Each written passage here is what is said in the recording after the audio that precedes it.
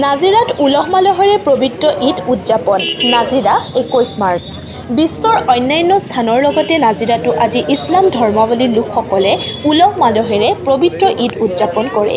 পুৱাৰ ভাগতেই নাজিৰা সমজিলাৰ বিভিন্ন ঈদগাহ, ময়দান আৰু মছজিদত ৰাইজে সমূহীয়াভাৱে ঈদৰ নামাজ আদায় কৰে। নামাজৰ অন্তত বিশ্ব শান্তি, সম্প্ৰীতি আৰু ভাতৃত্ববোধৰ বাবে বিশেষ দোৱা কৰা হয়।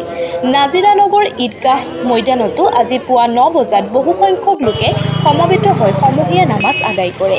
ঈদ উপলক্ষে অঞ্চলজুৰি আনন্দ উৎসৱৰ পৰিৱেশ বিৰাজ কৰে।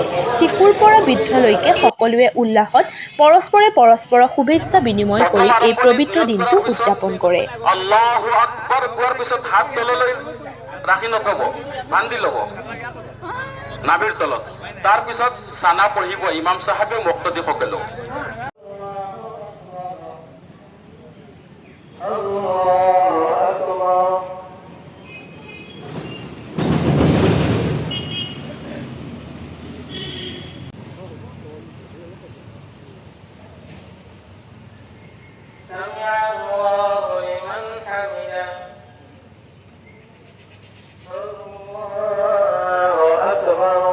এমাহজোৰা কঠোৰ ব্ৰতৰ অন্তত আমি আজি ঈদ উল ফিতৰৰ পবিত্ৰ উৎসৱ উদযাপন কৰিছোঁ।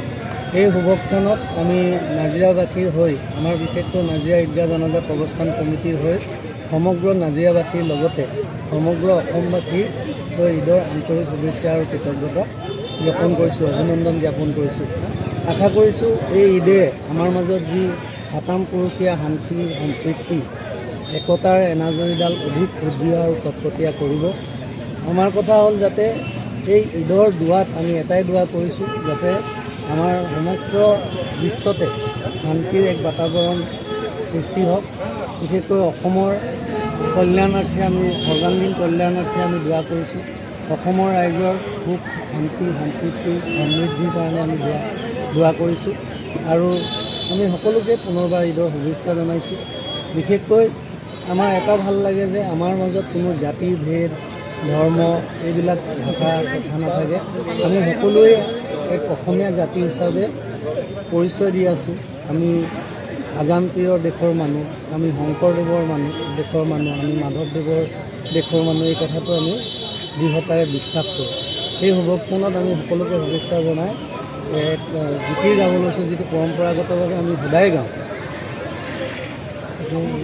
মোৰ মনত ভেদ ভাৱ নাই অ' আল্লাহ, মোৰ মনত ভিন পৰ নাই অ' আল্লাহ, হিন্দু কি মুছলমান একে আল্লাহৰ ফৰমান, মোৰ মনত একেটি ভাৱ।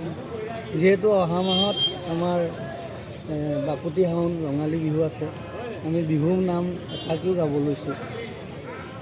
গৰু বিহুৰ গধূলি হুঁচৰি গাই, গৃহস্থই চাকি ধূনা জ্বলাই, কালিলৈ গধূলি হুঁচৰি জুৰিম গৈ, শৰাইখনি থবি সজাই, মোৰ আই ঐ শৰাইখনি থবি সজাই।